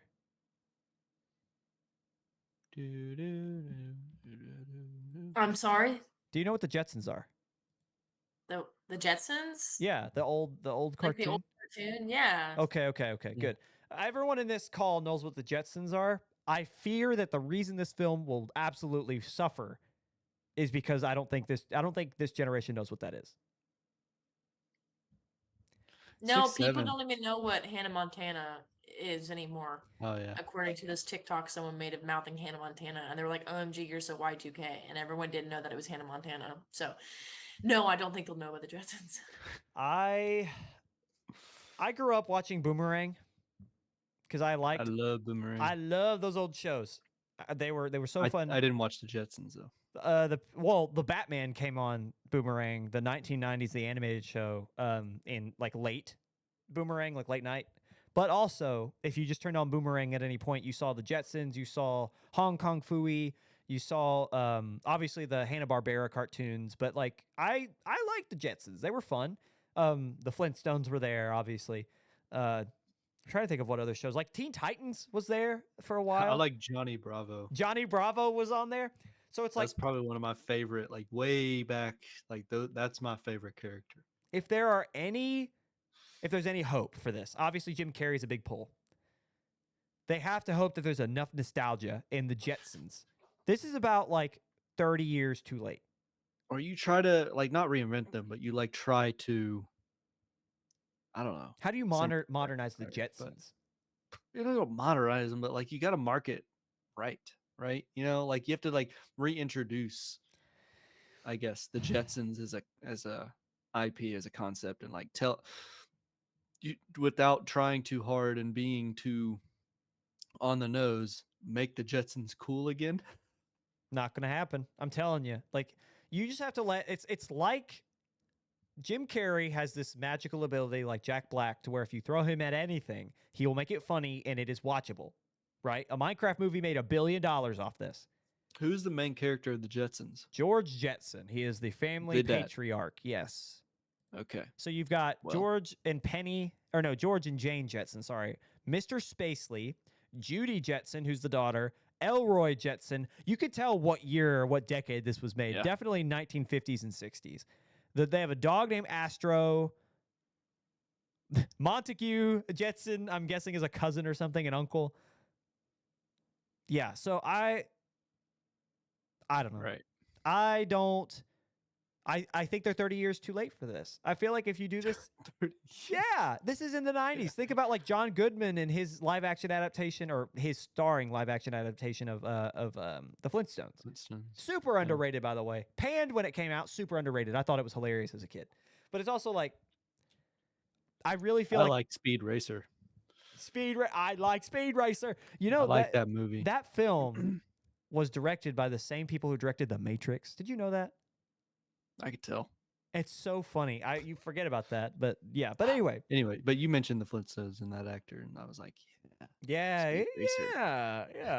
This is going to be the Speed Racer of the Jetsons. Of all the references and all the connections you could make when you hear John Goodman, it's not Sully, it's not Monsters Inc., it's not Cloverfield Lane, it's not any of the things he's actually in that people know him for. It's Speed Racer is what you remember John Goodman from. That's a good movie. I might have to watch that later. It's I'm It's up there with Tron. But going up through Tron, yeah, it really is, dude. Like, autistic. Anyway, 8 to 12-year-olds were just eaten up in 2008 to 2012, dude. Transformers, Speed Racer, Tron. Are you kidding me? What a time to be alive. Anyway, moving on. So going through this, I've said my piece about Peacock and Apple TV. Do you have anything to add to that? Not that one. The live action Moana being a shot for shot. I've seen some people who are skeptical of that, and it's like, come on, no, it ain't. There's no way you guys do a shot for shot. You said Lilo and Stitch was a shot, or like what else? No, How to Train Your Dragon, and then it came out later in the news that they had changed scenes, and it's like, you can't call it shot for shot if you change the scenes. I also feel like Moana is so recent that it just doesn't need, like, I even kind of felt the same way about How to Train Your Dragon, where it's like, didn't we just do this like 2010 or 2012? Or I would argue that that's probably further out than Moana was. I mean, Moana might have been late teens. Was it 2020s? No. 18. Oh, wow. We are way off on this. 2016. Oh. I could have thought it was 18. I really thought it was a lot later, but yeah. 10 years. Well, wasn't How to Train Your Dragon further than that then? Oh, yes. How to Train Your Dragon was like 2010. Yeah. So. Yeah, 2010. I think it had its time. I don't know. But live action remakes kind of just now got popular, so I wouldn't be surprised if we saw Frozen in the next year or two be announced. Yeah. Please don't do that. I saw some people fan casting Taylor Swift, and I was like, please don't do that. No. It was like as Elsa. I was like, what? Listen, I have respect. I am not saying this because of anything. Trying not to get canceled by the dude, Swifties. I am terrified of that crew of people. I'm genuinely terrified of that crew of people. Host Controversial Corner. I know. I saw it flash. It's coming. I'm telling you, if Taylor Swift is cast as Elsa, the movie will probably be ruined. I think she preemptively pulled She that definitely trigger. was waiting for me to finish that.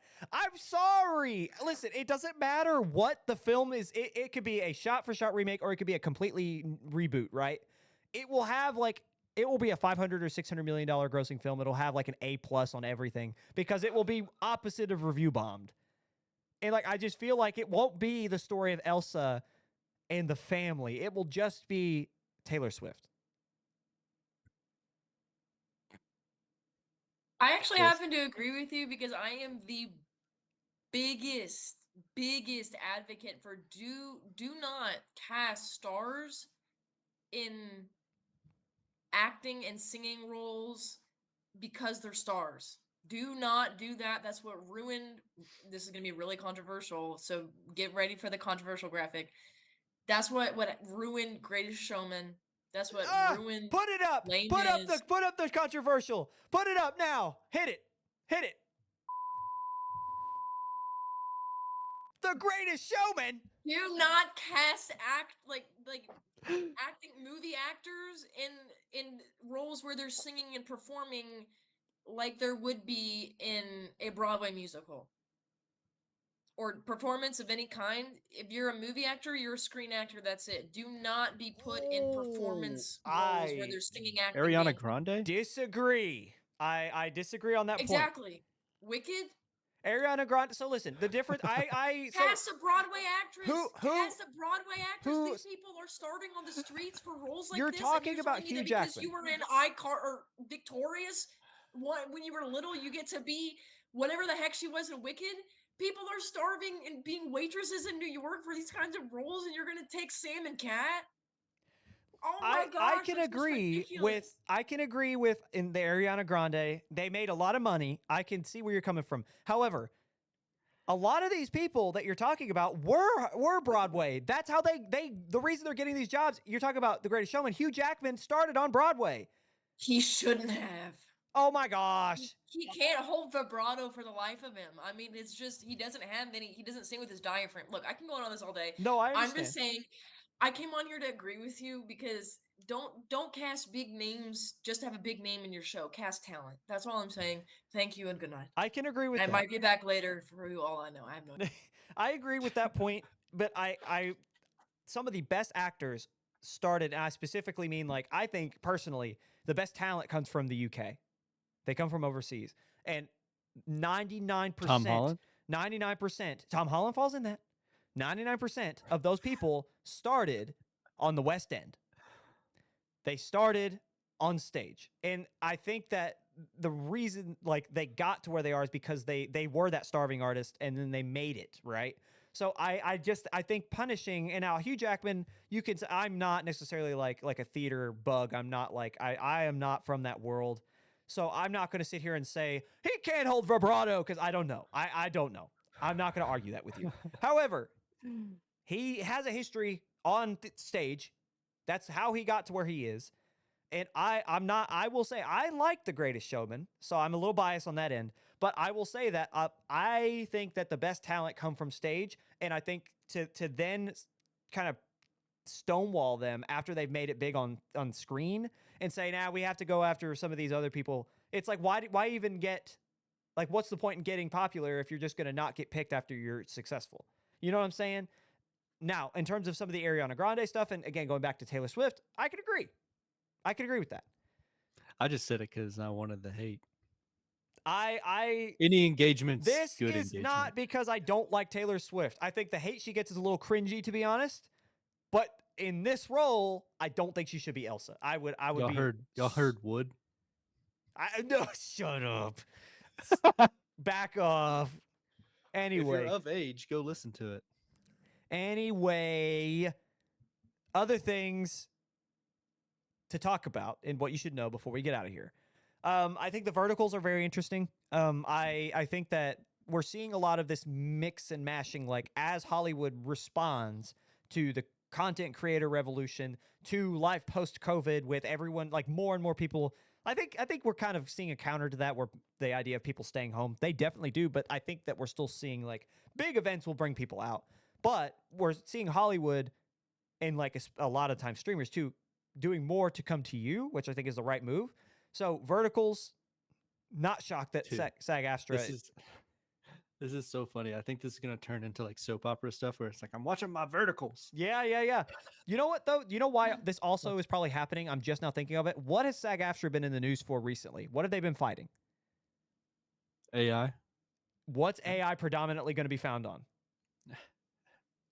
vertical. I think that's exactly why they're doing this. I think this is a specifically pointed like agreement to say, look, just take our talent. Don't use AI. Don't give it credence. Use real talent and put it on the vertical platform. And that's giving people jobs, and that is fighting the AI. I think that's really what that is. But then we see Netflix teaming up with Spotify to bring podcasting platforms to Netflix. I don't see that one working out. We're gonna do everything in our power to be on Netflix, guys. If you don't hear the ba-dum before we start this episode, we failed. We failed. We failed. Well, Anyway. I don't know if they're gonna like us with our trailers, but who knows? They don't know until they watch, and they probably won't. Hey, the more the merrier. Yeah. They have to watch all the way through. Yeah. They'll get counted as you if they make it to the trailers. Right. Well, So, any other thoughts? I think it's interesting that Warner Brothers is trying to cash in on the K-drama. That's dude. K-dramas have a huge following, a lot like anime. yeah, but it's like not. No, it's not. But I'm saying that to say like you like anime, and a lot of people like K-dramas too. My girlfriend loved the Demon Hunters, Yeah. but I don't know if that's a K-drama. I thought that was like, what is a K-drama, Ryan? Now you got me tripped up. Korean drama. Thanks. That's what by definition. This is live action. Yes, it's live action. Oh, well, never mind. You don't know what K-dramas are? I know what I know what it stands for, but I've Why never. did you know? It's live action. What? I kind of thought K-pop Demon Hunters fell under that. I think it does. Sorry, we're vigorously typing. We're trying to figure out where it lies. No, it is not. It is an American animated film produced by Sony. It's heavily inspired by K-pop culture. Okay, so it's not. Anyway, big news for... Sorry, folks. Max is trying to capitalize on another niche. Like Netflix capitalized on the anime trend, and Crunchyroll technically was on HBO for a long time, but I don't think they are now. So that's probably a response to that, is to try to find another niche. Like Sure. I think they're just getting all the niches trying in one to anyway. spot. Cool, I guess. There must be something there that business decision was made. There must be something there, but I don't see it. I'm not on the inside. K-dramas are, you would be shocked how popular K-dramas are. They're very popular. Like K-pop is popular. Like that culture is very, very romanticized in the States. I prefer Japan. Made by man. Made by man. That's all I've got to say on these quick hits, Ryan. All right. And I guess on that note, that's a great way to end our episode. I have no further thoughts either. Thank you guys so much for being here and watching. We love you. Thank you for sitting through another good long one. Believe it or not, we are doing what we can do to work down the time. We just sometimes we talking. Sometimes we just keep yapping. What do we say? Anyway, thank you guys for being here. We love you, and we'll see you next week. Goodbye.